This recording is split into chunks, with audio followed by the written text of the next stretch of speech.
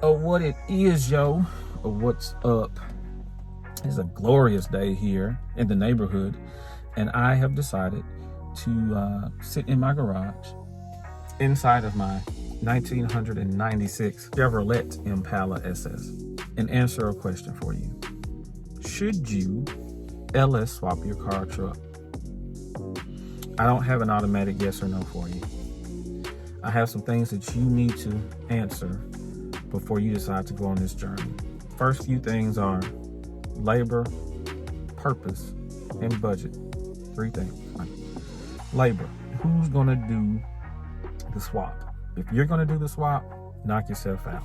If you're like the rest of us that are trusting our vehicles to a specialist or to a shop, let's talk about what that road looks like. The second question is purpose. Are you kind of at a budget build spot? Are you high performance? You want all the horses that you can get? Please, sir, I want some more. Or are you kind of being forced, meaning current motors on its last leg? I think something bounced up into my undercarriage. And you got to either make a choice on investing money into your current situation or going to an LS. Depending on where you fall, we may have a different answer for you. Let's look at budget. If you kind of tight and you just want the bare minimum, just know you get what you pay for in this game. But we'll get into that here shortly. So number one, if you're doing your work, like I said, you're your own mechanic, your time, your dime, shoot, knock yourself out. In our area, we have some guys that do great work, but most of them have waiting lists, if not all. And these waiting lists can be months long.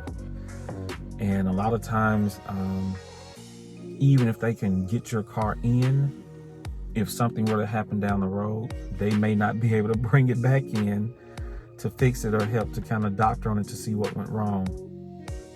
So with that, you have to do as much prep work on the front end as you can. So if you're getting on someone's list, make sure you sit with them.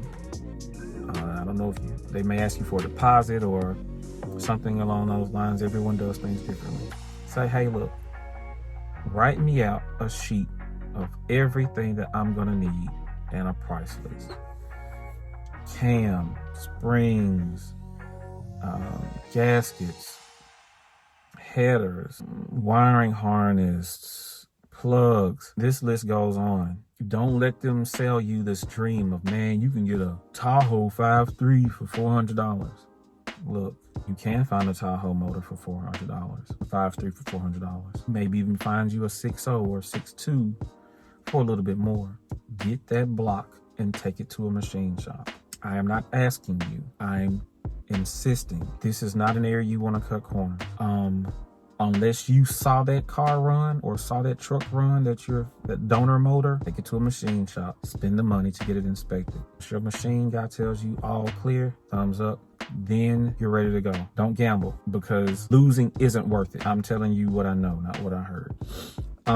Again, if your purpose is high performance, you kind of already know you're going to need high performance stuff. Anyone who goes on this journey is going to need the wiring harnesses and the motor mounts, and certain things just are going to be universal, whether you're doing a budget build or going high performance. But let that specialist sit down and tell you, this is what you need. If your budget is a big deal, you're not going to do this for $1,500 unless you're doing it yourself.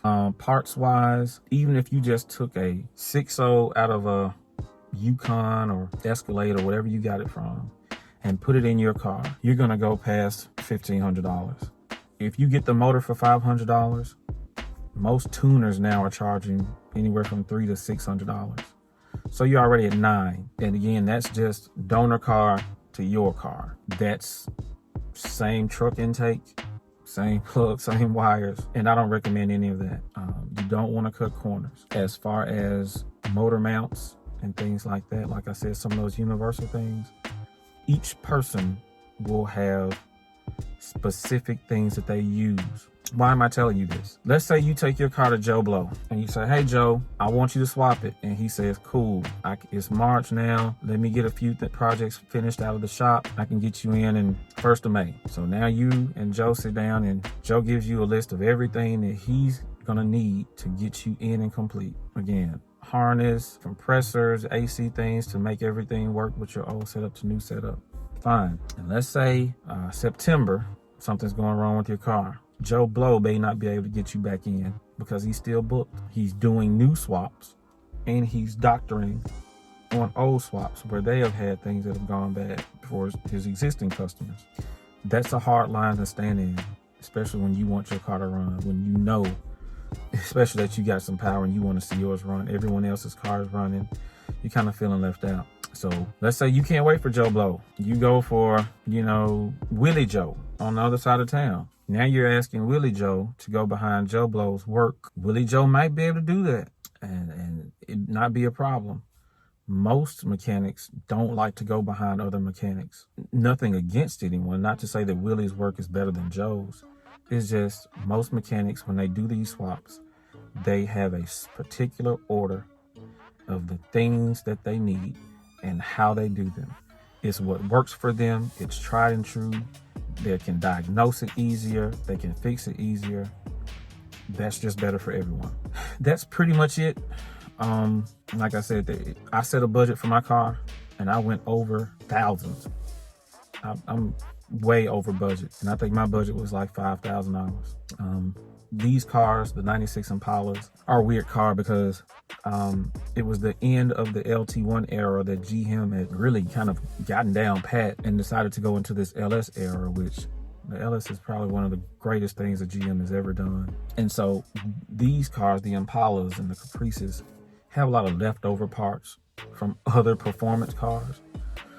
Because this car wasn't originally designed to be a performance car. It was designed to be a passenger car, the Caprice, but they took Firebird or Corvette, they took inspiration from them and parts from them and kind of just made a big old pot of gumbo to make this Impala work.